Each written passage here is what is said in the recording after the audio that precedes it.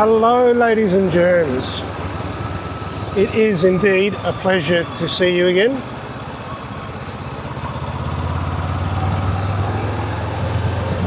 Start off today by letting you know where I'm starting my ride from. I'm going through the heart of the Chiang Mai University. The reason I did that is because it is a warm day today. It is very overcast. I think there's some rain due a little bit later on, but not much. But we're coming into one of the most beautiful times of the year in Chiang Mai. Now I like riding through the Chiang Mai University. It's just a beautiful, beautiful part of the city. Very well manicured, heaps of buildings, quite busy but still peaceful. Hopefully you can see some shots in the background where it is really, really nice. Anyway, I had to come up with an intro to this video because, as you would have seen from the title and the thumbnail, I had a heart attack. But as you can see, I'm well and truly alive. As I said, I just love this side of town. It's on the western side of Chiang Mai City. I live on the eastern side now, so I'm sort of coming back and reminiscing. Come to a couple of places that I know that are beautiful. And one of my favourite places that I used to go for a ride when I was living around here. So I'll turn the camera around for you and you can see some of just the beautiful, even little rides around the city and surrounds. And we'll talk about the main reason for this video, my heart attack. So we'll wind up.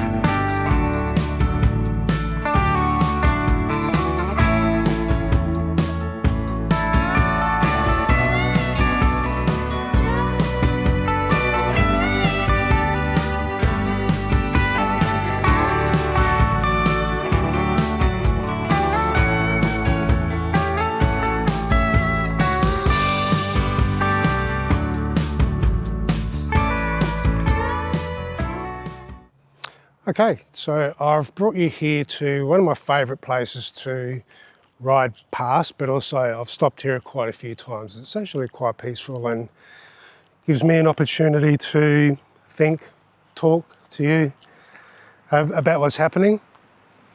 I still don't know the name of the place, but it is, I think, a ranger station. So right on the border of the Doi Pui, Doi Su Tet National Park. This road here behind me goes to a number of different villages that I believe border onto the park. We have to go through the park to get to other villages. So very nice drive. So first of all, what I'll do is I'll show you the quick video that I made for my kids when I was in hospital, keeping in mind this is nearly 2 weeks ago. So I thought it was probably best that if anything was going to go worse, then I'd at least make contact with them. So kids, family, friends, everybody sort of found out when it was happening. I'm okay. I just thought I'd make this little video for you as proof of life. Yes, after speaking to the cardiologist late last night, very early this morning, it appears I've had a very mild heart attack. Now I came in as a precaution because I was pains in the chest, which I get every now and then, mainly because I eat too much bloody food. But this time the pain sort of travelled down my left shoulder, and then my left arm started going numb. So I thought, maybe I should go and get this checked out. So fortunately I did. So blood tests, x-rays, EKG. I've still got all the, oh, you can't see them, but I'm still hooked up to all the machines. All the machines that go beep, whir, buzz, fart, and carry on. I am in an ECU room, but I think they do that as a precaution for, you know, potentially more severe outcomes. Now, so EKG is clear, X-ray is clear. My blood tests, they've come back with an elevated form of, starts with T, but I can't remember what it is. But anyway, they've measured that, and those are quite elevated. So what that basically means, from what the doctor was saying, was that I have had a heart attack, but it's not in the main vessels, it's in one of the small vessels. The 3 main vessels that feed your heart, they're fine apparently. But I've got one of the small vessels that feed your heart. Apparently that must be a little bit blocked or something. So they've given me some medication to help unblock that, you know, dilate the blood vessels, and to thin my blood a little bit. But apart from that, I feel fine. Yeah, the pain in my chest is all gone. And I'm just bored as hell now. I mean, there's some quite lovely nurses here, but I'm attached to all this machinery, so I can't go chasing them around. I'm going to try and get out of here as soon as I can. If not, I'm going to unplug myself and do a runner. I've got a bike to ride. Actually, I'll send you a couple of photos of my motorbike as well, which may or may not have contributed to me overexerting myself, hence, you know, a mini mild heart attack, whatever you want to call it. I did go for a ride yesterday and I dropped the bike. When I say dropped it, I was literally doing like 3 kilometers an hour, 4 kilometers an hour. So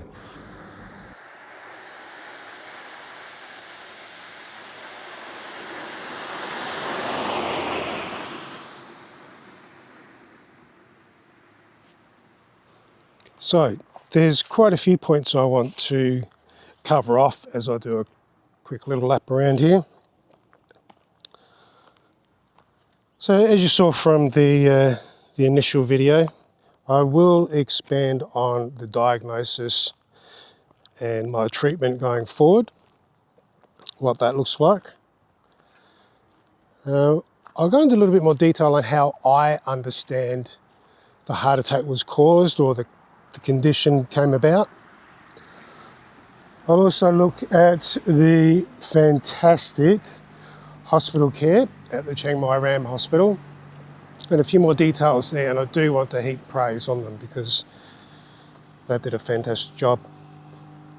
Costs, how much did this cost me? So we're talking about a mild heart attack, staying in ICU. What are all the costs associated with getting treatment like that here, uninsured? Yes, that's right, I'm uninsured. It is in the process now, but that's another story. I'll also speak to you about me, my channel going forward. What does it look like? What am I going to be doing? Because I do have to change some things that I do.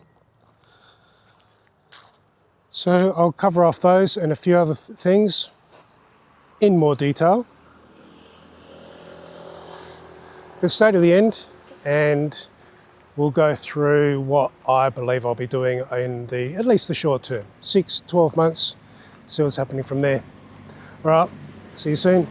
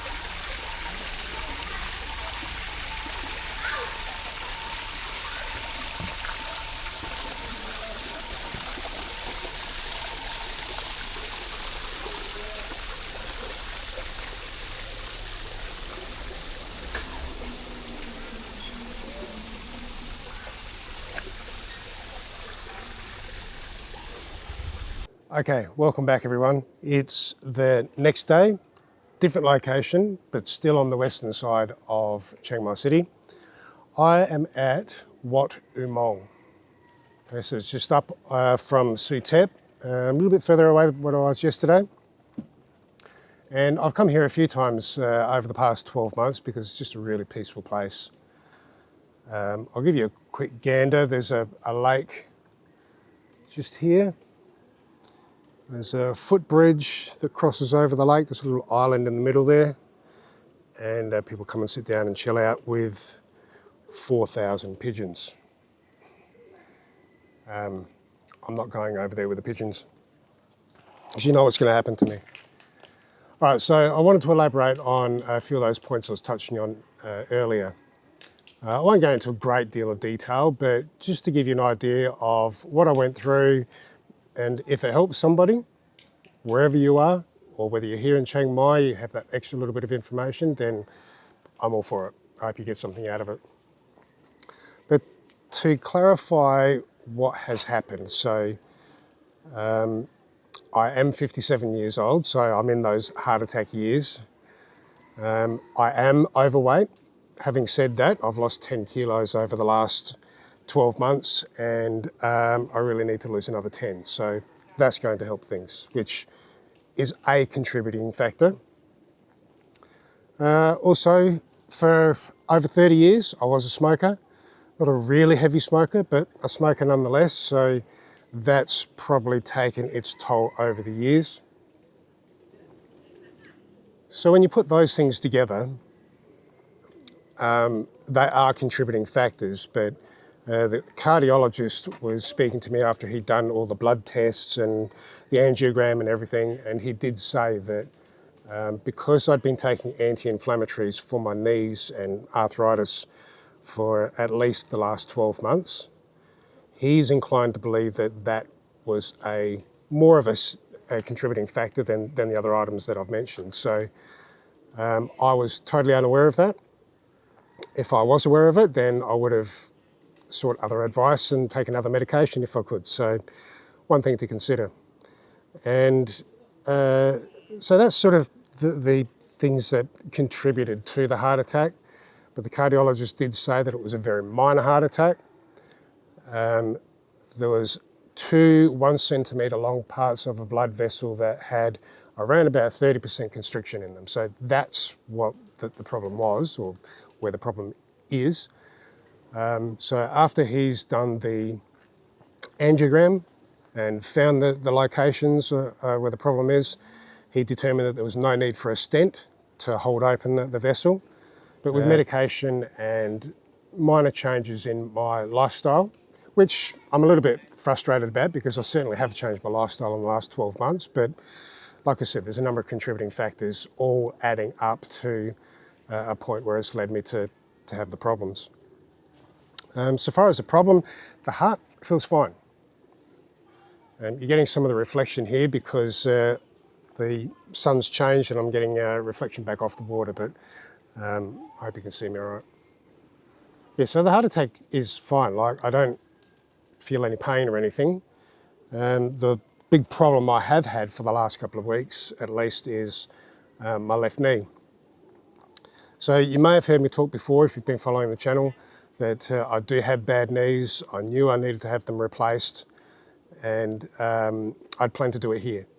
I was hoping to leave it for another year or 2, but it looks like I might not have that option, because once I'd stopped the anti-inflammatories and they started giving me all this other medication, including the angiogram, the fairly major surgery, I guess, that's disrupted the chemical balance in my body, and I've got a massive gout attack in my knee, which I've never had before.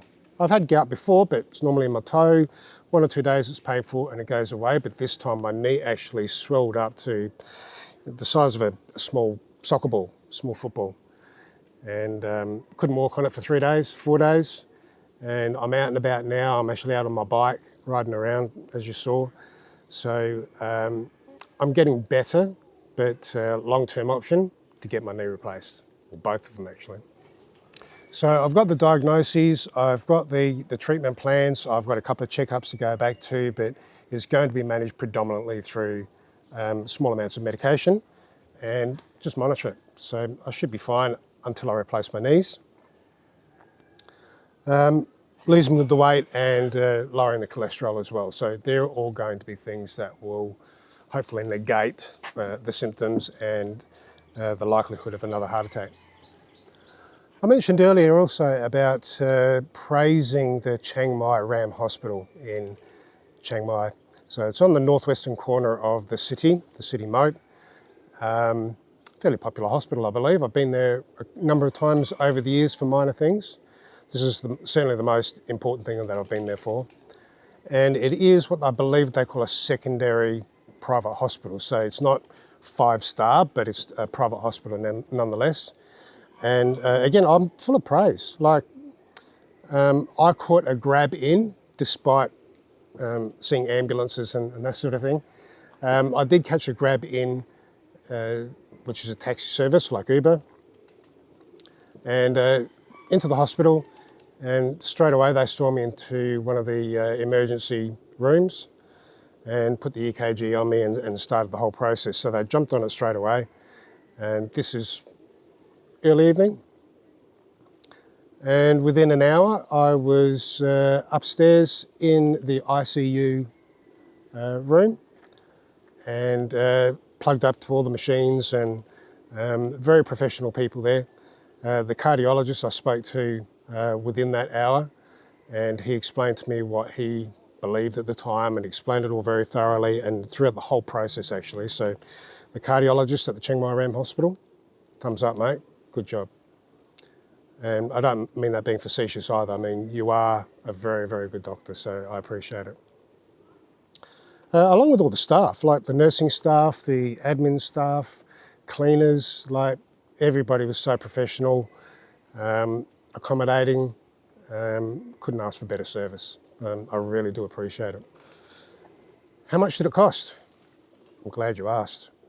I am uninsured, and I know before you say anything, I had actually planned to be self-insured for the first year, but I suppose that's the value of insurance. You don't really know when you're going to need it, and I needed it about 3 weeks ago.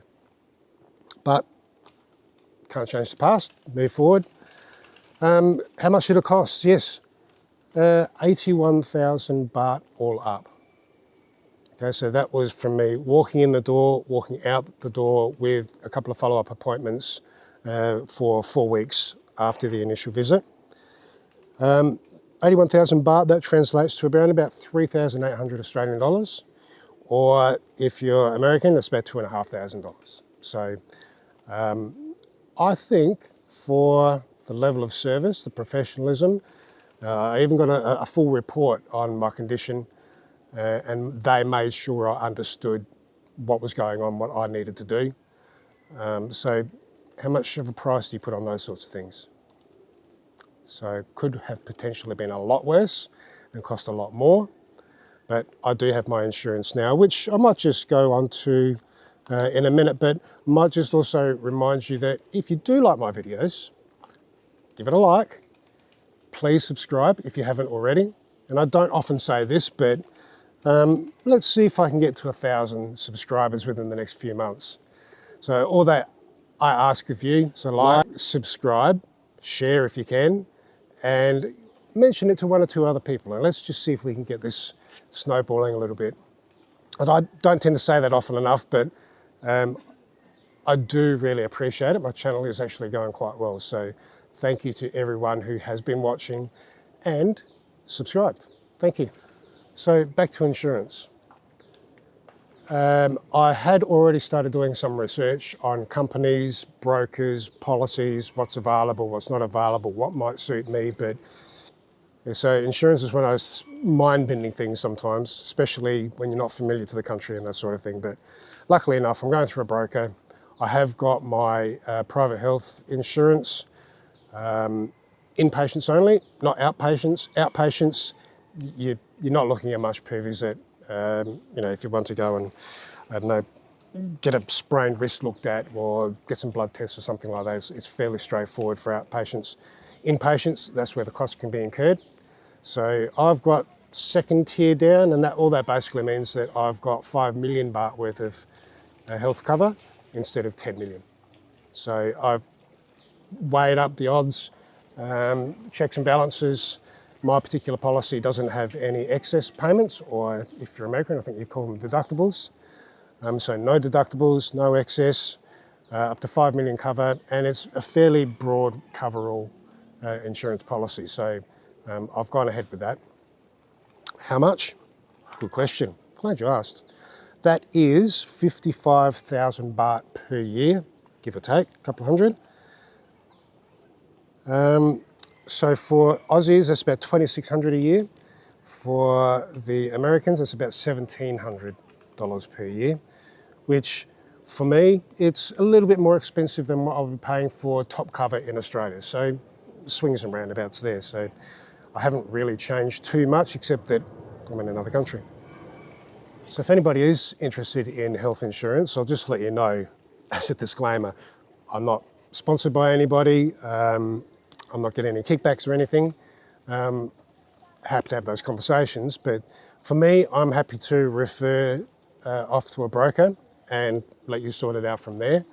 And the reason is because everybody has their different requirements, needs, and wants. So I'm not going to delve into that. I'm not an expert, don't know enough to give too much advice. Happy to do a referral though.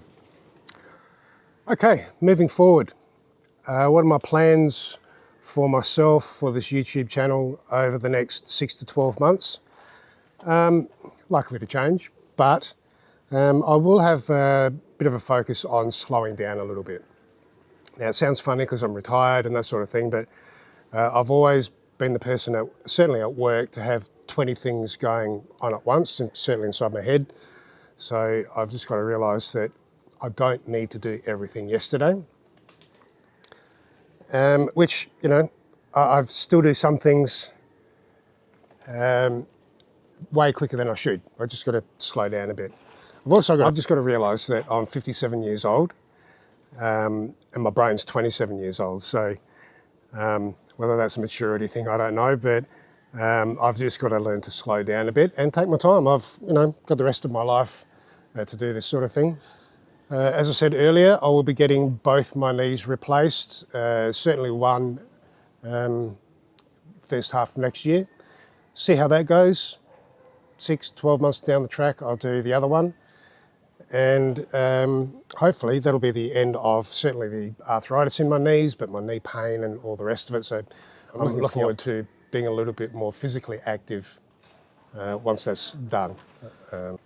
And another thing I did say there is that I do want to lose a bit more weight, so 10 kilos certainly within the next 12 months, hopefully within the next 6 months, and I can build on from that. And I'm still going to keep travelling around. I may not do the 3-4 week long jaunts too often. Might plan them out and space them out a little bit further than what I have so far, but certainly the day trips, weekend trips, that sort of thing. In fact, keep tuned to the channel because I do have what I think is going to be a special ride in the next 3 weeks. So stay tuned for that one. And I think I'll have a look at focusing a little bit on the retirement process, because I know there's a lot of people out there with a lot of questions, people that might be considering retirement. And look, I can't talk for any other places around the world except for Australia and Thailand. And that's why I've decided to retire in Thailand. I love this country, love the people, the food, the culture.